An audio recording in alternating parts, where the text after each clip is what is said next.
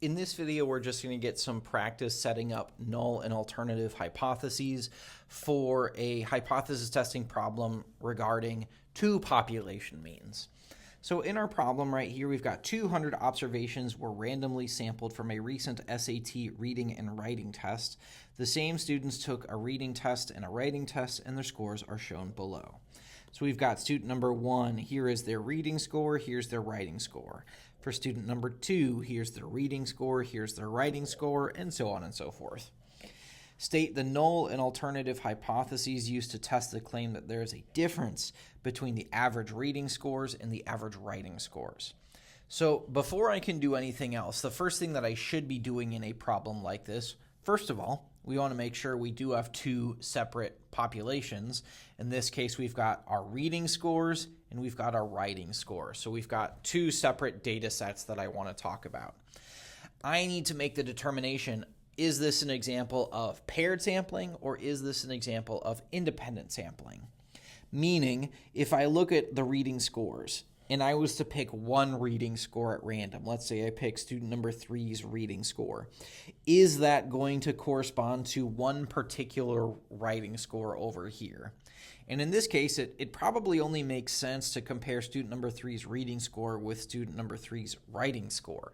I wouldn't want to compare different students' reading scores and writing scores because obviously they're different students, and I want to compare each individual student's reading score and writing score.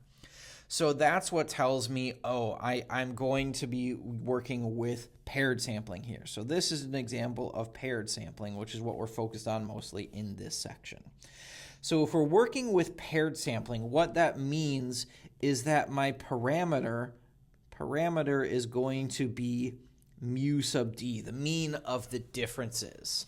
So what we're going to do is we're going to try and eventually force this data set to these two data sets to look like one data set. And the way that I do that, I'm going to take the mean from sample 1 and I'm going to subtract the mean from sample 2. Now in this case, we can make the decision up front. I don't really like this notation, mu sub 1 and mu sub 2. I like to talk about it within the context of my problem. So here we said we're talking about reading scores and we're talking about writing scores. So perhaps instead of just using this generic 1 and 2, we'll call mu sub d, we'll call that mu sub r for the reading score minus mu sub w for the writing scores. So this is my parameter right here. This is what I'm going to be looking at for this problem. This is what I'm going to be using to set up my null and alternative hypothesis. So in this problem, our null hypothesis and our alternative hypothesis, as usual, I'm going to start with the alternative hypothesis because I think it's easier to look at the claim that's being made. So we want to test the claim that there is a difference between the average reading and writing scores. So our parameter we just said is the mean of the differences.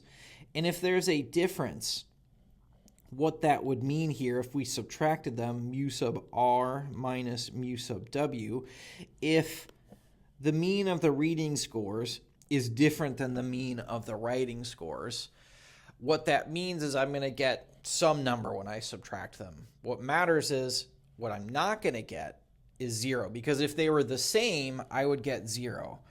If they're different, I will get something other than 0, right? If I take 5 minus 4, I end up with 1. But if I were to take 5 minus 5, two of the same numbers, I always end up with 0. So when we say there is a difference, this is just saying when I subtract them, I'm going to get something that's not equal to 0. I don't necessarily know whether one is bigger, greater than or smaller than. I'm just going to say the mu sub d is not equal to 0. And once I have that alternative hypothesis set up, the null hypothesis should follow fairly simply, mu sub d. And I always like to write out what mu sub d is. Mu sub r minus mu sub w is equal to 0. Remember that null hypothesis is always a statement of equality right here. So these would be the null and alternative hypotheses that I'm going to use to answer these questions and to continue on with my hypothesis testing problem. Now, there are a couple ways that we can set up our null and alternative hypothesis when we're working with paired data. I think this is by far the easiest, and I like this method in particular because it's going to be a little bit different than our null and alternative hypothesis for independent data. And I want to create some separation between those two because we have to remember, those are going to be two different methods of sampling, which means we're going to have two different hypothesis testing processes that we're going to have to understand.